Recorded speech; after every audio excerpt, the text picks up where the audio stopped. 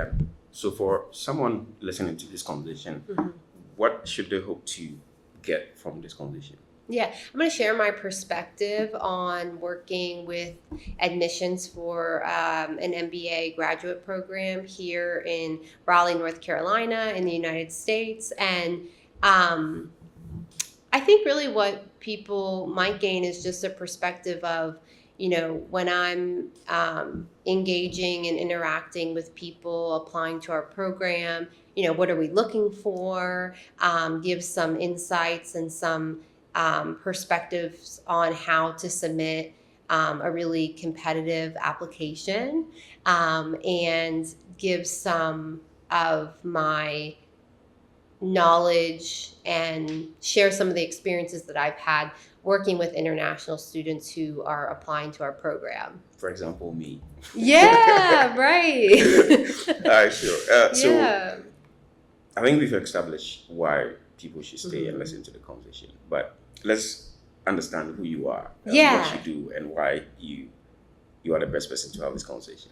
Yeah, so I'm Megan. I work with the Jenkins graduate programs at NC State. I'm the Associate Director for Admissions and Recruitment. So I am working on the recruitment side, getting people excited about the Jenkins MBA program. Both the full-time program and the online MBA program, getting students to submit an application. But then also I'm on the admissions committee. So after students apply to the program, I review applications. I also participate in the required interviews for admission to the program. And then I'm on a committee. So I sit with a group of people that review all of the written materials and the interview to ultimately make a decision on admission. I also am a part of the scholarships and graduate assistantships consideration. So I can speak a little bit today about what we're looking for in terms of competitiveness for those scholarships as well. No, thank you so much. Yeah, that sounds really fun. So you did mention your full name, right? Megan Akogyeram. Yes. Yeah. When I first heard the name, I was like, what is this? I was a bit confused, honestly. Yeah. Until you mentioned that you were married to a Ghanaian, right? And that was where the name was coming from. So I'm just curious to know what your favorite Ghanaian food or probably African food would be. Yeah, my husband is from Accra. And we met in 2012, I think. And my favorite dish that he makes is jollof rice. Oh. Yes. His mom stayed here and lived with us for almost 2 years. And she made some really good foods. And that was the one that I guess he kind of learned how to make the best, out of the food that she made. Yeah. Interesting. Are you aware there's a conversation going on about Nigerian and Ghanaian jollof rice? No. Okay, so there's this conversation, heated conversation. I think it's an expression of love between the two countries, right? Where they argue about who has the best jollof rice. Oh, wow. Whether it's a Nigerian jollof rice or it's a Ghanaian jollof rice. So, have you tried Nigerian jollof rice? No. Okay, so for now, Ghanaian rice is the best. Yeah. Jollof rice is the best. Yeah. Oh my goodness, that's so interesting. It is interesting, I wonder how actually. It's different. I have tried Nigerian jollof rice. Because I'm from Ghana, let me just say Ghanaian rice. Onion Ghanaian rice. jollof rice is the best. Yeah. Okay. Really, objectively, I don't think there's so much difference. Yeah. The difference would come from how soft or how tacked they are together. The rice is tacked together, right? Yeah. Whilst the Nigerian rice is more tacked together, the Ghanaian jollof rice is more, pieces. I don't know if that makes sense. Yeah. It's like more mushy almost. Exactly. Yeah. And I don't like that as much. Oh, Ghanaian jollof rice. Okay, so let's move straight into the admission process. Yeah. What do you look for in a very strong application? Yeah. So I say it's a number of different things, but if we kind of think about it from like start to finish, start are your your written application materials, and then finish is kind of your interview. It's kind of like it's like your interview is kind of like your grand finale, right? Where you get a chance to kind of sit down with someone on the admissions committee. So you're sitting down with someone who, again, is like on that committee that's ultimately making the decision on whether you're going to be admitted to the program, and also whether you're going to be competitive for a GA position or a scholarship. So I think the thing to think about there that maybe isn't always as clear is that when you're interviewing for the program, you're also interviewing for a graduate assistantship and a scholarship, because that interview is a part of that whole us getting to know you kind of thing. But to start from the beginning there, you have your resume. And the important thing for the resume is just to have it be maybe a page or two long. A lot of times we do see resumes that are more like 4 to 5 pages, like a CV, or almost like a journal of kind of every single thing that you've done, since high school or something like that. But really, we're just looking for kind of those highlights, right? But also being really clear on what work experience do you have. How has it been progressive? How have you kind of gained leadership or management experience since you started your career? But looking even in terms of the format itself, just making it really easy to read. And also starting reverse chronological order. So your most recent position would be at the top, and then you'd be kind of going down from there in terms of other positions that you've had. Work experience is really what we're looking for here. I mean, if you have community service, if you have involvement while you were doing your undergraduate studies, amazing. Definitely include it. But I say with the resume, the most important thing we're looking for is, what have you been doing with your career, and is there any progression? Because we have so few opportunities to admit international students, it's really important that we are admitting students who have some kind of progression into leadership or management, some clear depth in the work experience. So being really clear on the resume, what you've been doing. I'd say a minimum of like 4 to 5 years of work experience is most competitive. It's pretty challenging for an international applicant to get admitted that doesn't have that 4 to 5 year range of work experience, unless you've just got like amazing progression, right? So that certainly will make a statement. Yeah. The other really important piece is the personal statement. So for our application, we have some optional essays that you can submit, but the personal statement is most essential, because in that statement, you are stating who you are, why you're interested in this program, right? So you want to make it specific. It's tempting to write a statement, right, and have it go to maybe the 5 or 6 schools that you're applying to. But you definitely want to make sure that you tailor it, to that school that you're applying for. Because real people, that work here are reading the statement, right? So we want it to feel like you're applying to our school, and that you're a serious applicant, right? You have taken some time to get to know the program, where we're at, what our strengths are, and why you think you would be a good fit for this program. But also what's important there is making a connection to the MBA. So why are you pursuing the MBA? Why are you pursuing the MBA right now in your career? Like, why does it make sense based on what you've been doing and what you hope to do? Short and long-term goals, like what are some things that you want to do while you're in the program? Maybe even what ideas do you have for your internship while you're in the program? And then what do you want to do right when you graduate? And then maybe thinking more long-term, what do you want to do maybe a couple years out from graduation with MBA. Wow. So just being really clear on this program makes a lot of sense for me in my career, and here's why. The goals are the most important part of that statement. Letters of recommendation, I'd say, are helpful.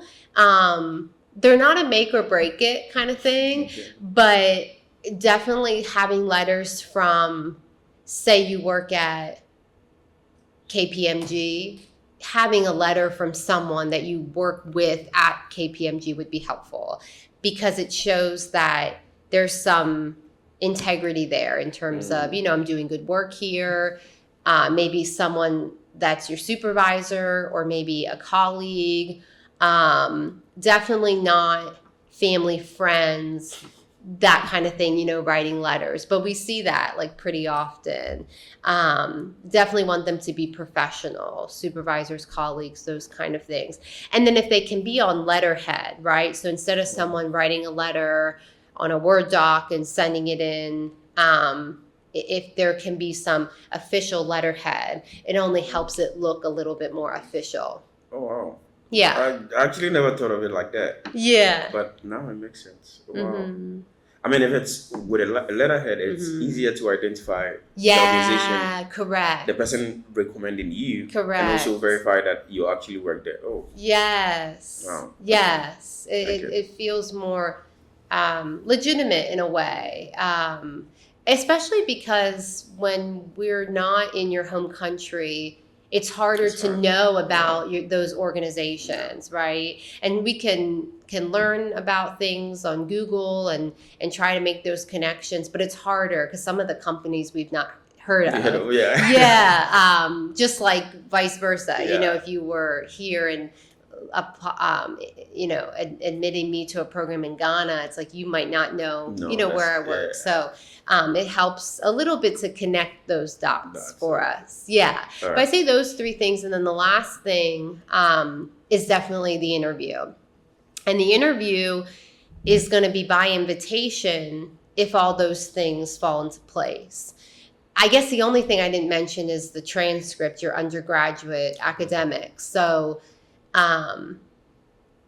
first class division is obviously most, I don't want to say recommended, but obviously it's like the highest that you can have for academics. I'd say second class upper is definitely competitive. I think second class lower, with just how competitive and how small. I guess I should also start off to say our program is pretty small, right?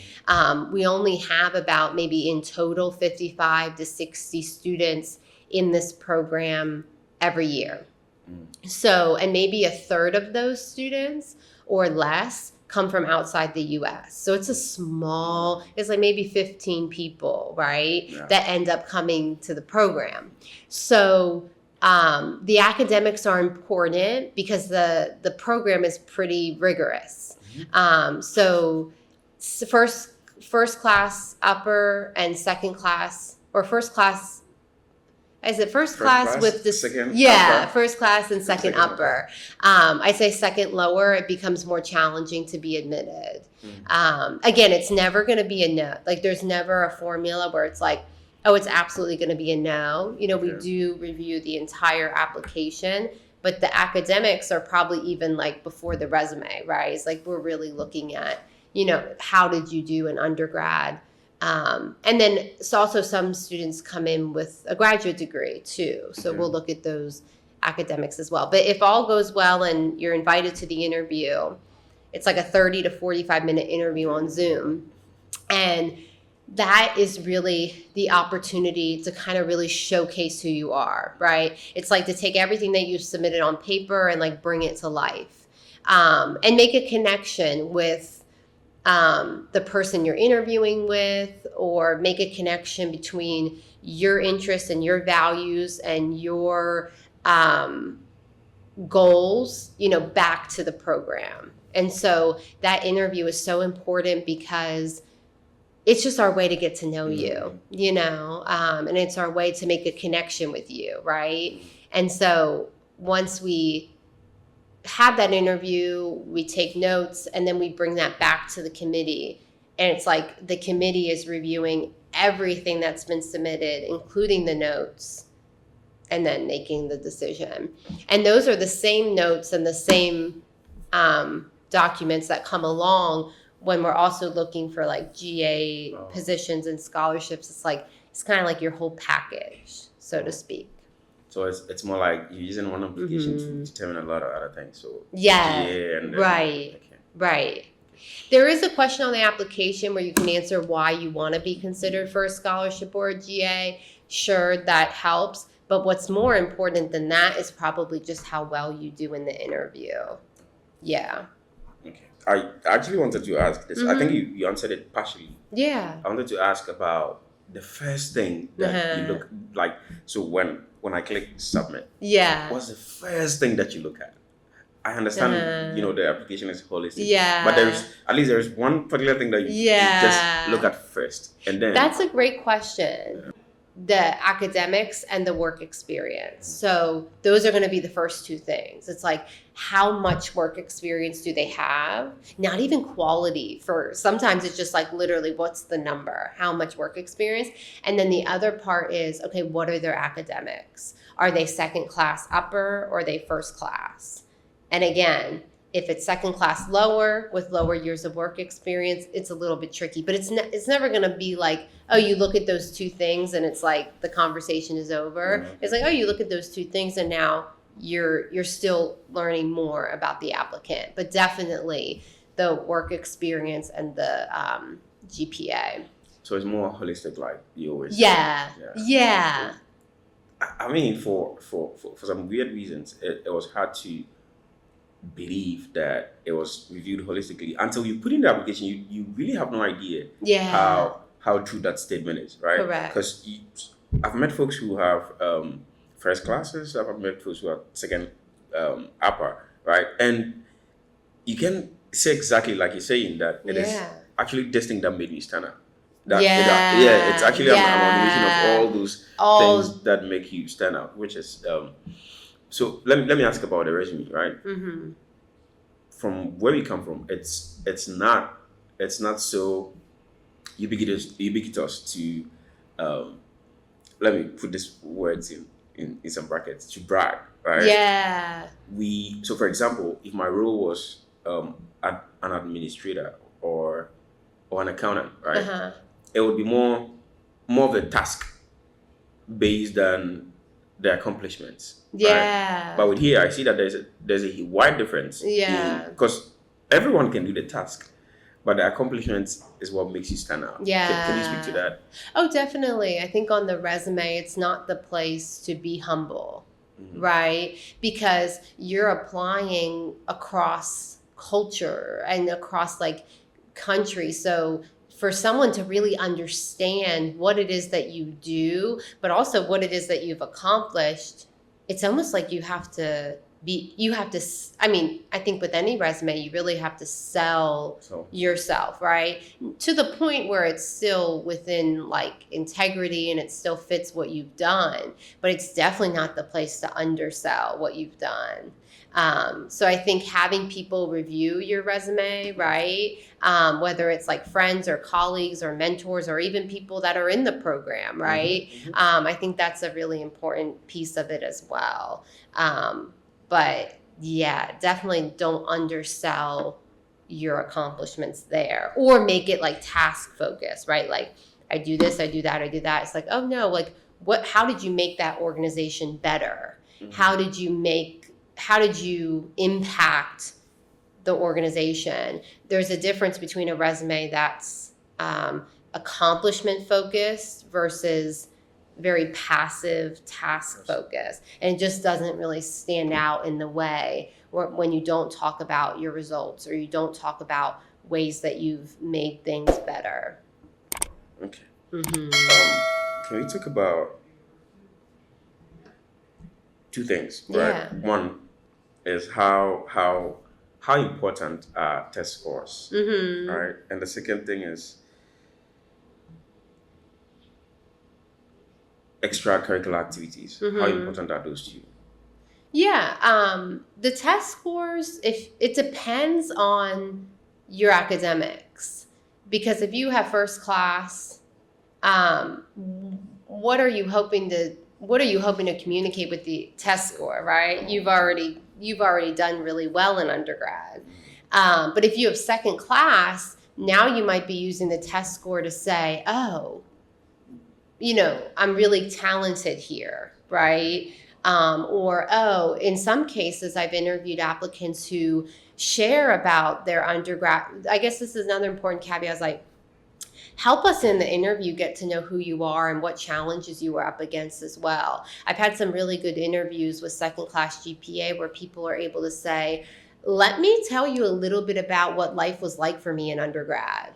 I mean, I had people share stories of how they had to, raise money to stay in school, or they had to do big travels or big commutes from their like home city to where they go to school. And just imagining them, on a bus or using that kind of transportation to get around and to get to school helps the interviewer it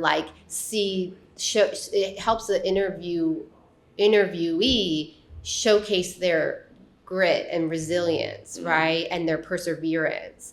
I feel like I've been in some interviews that the stories really blew me away in terms of how gritty and how unstoppable like the person was to accomplish their goal. And maybe they had second class, but when they can frame it in a way of like, yeah, here were some of the things that I experienced while I was in school. It wasn't the easiest journey ever. It helps. So that's where a test score can be helpful. I'd say also too, there's been some people admitted with second class who maybe are in the liberal arts or even first class. Maybe your degree isn't in business or STEM, but you want to take the test score to showcase, hey, I have some quantitative skills. I mean, we've admitted people that had like a perfect score on the quant section for the GMAT, GRE, but they have second class GPA. And so I think it just depends when you look at your strengths, where are there some gaps? And if your gaps are in the academics, or you think the admissions committee might be questioning how strong you are, maybe in writing or the quant or the analytic, where might that test score be helpful? If you have, like I said, if you have near perfect first class, it just might not make sense and it's pretty expensive. But for us, it's not required for anybody. So I should add that. It's not like we're looking for a test score. But if you as an applicant want to make a statement and you have a strong test score, go for it. Here's what I would also say. If you don't have a strong test score, don't submit it. Because it's optional, right? Yeah. We see that sometimes too, where it's like, oh man, that didn't help, and you didn't even need to submit the score because it's optional. Yeah. So just know for our program, like some schools, just know what schools you're applying to, because some schools will require it. Some schools you'll have to submit like an official waiver, and then some schools you don't need to submit it at all. So sometimes in a rare scenario, it could hurt you if you submit a score that's not great. Extracurriculars are great, especially like community involvement and community service. It helps us kind of see like, oh wow, would this be a student who would be like involved and engaged here? Would this be a student who would want to build community within the program? And that's important to us as well, that you would be a student that maybe values service and maybe values friendship and community. Like those are things that are important to the program too. So I'll put all that on your resume. Okay. Thank you so much, Megan. Yeah. I really want to be respectful of your time, but Yeah.